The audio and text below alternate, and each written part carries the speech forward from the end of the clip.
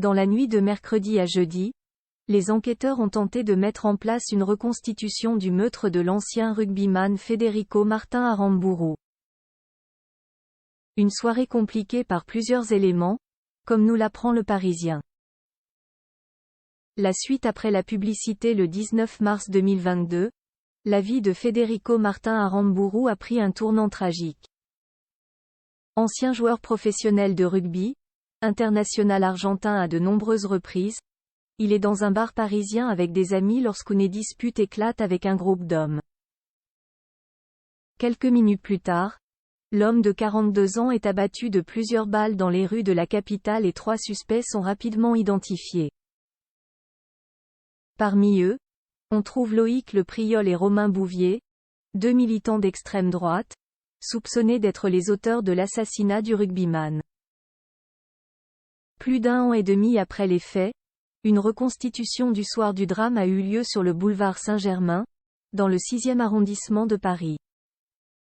Un moment important pour les enquêteurs afin d'en savoir plus sur les circonstances de cet assassinat. Mais tout ne s'est pas passé comme prévu.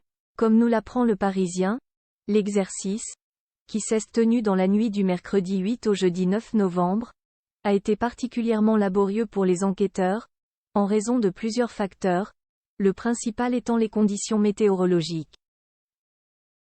C'est sous la pluie, dans le froid et avec un vent fort que s'est tenue cette reconstitution, qui a duré près de 8h30, se terminant aux alentours de 4h30 du matin.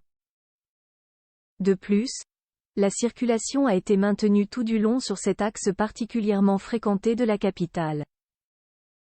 Pour cette reconstitution de la scène, Loïc Le Priol a bien voulu participer, tandis que Romain Bouvier a préféré rester dans le fourgon qui l'a conduit sur les lieux.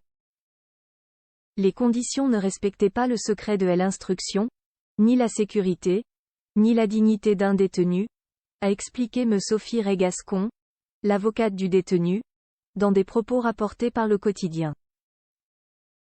Le Priol conteste la préméditation. Seules certaines scènes de la soirée ont été reproduites lors de cette longue reconstitution et toujours d'après Le Parisien, Loïc Le Priol conteste la préméditation de son geste, arguant avoir tiré suite à un plaquage de Federico Martin Aramburu, se sentant menacé.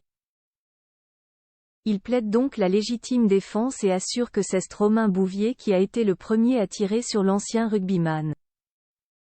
La suite après la publicité.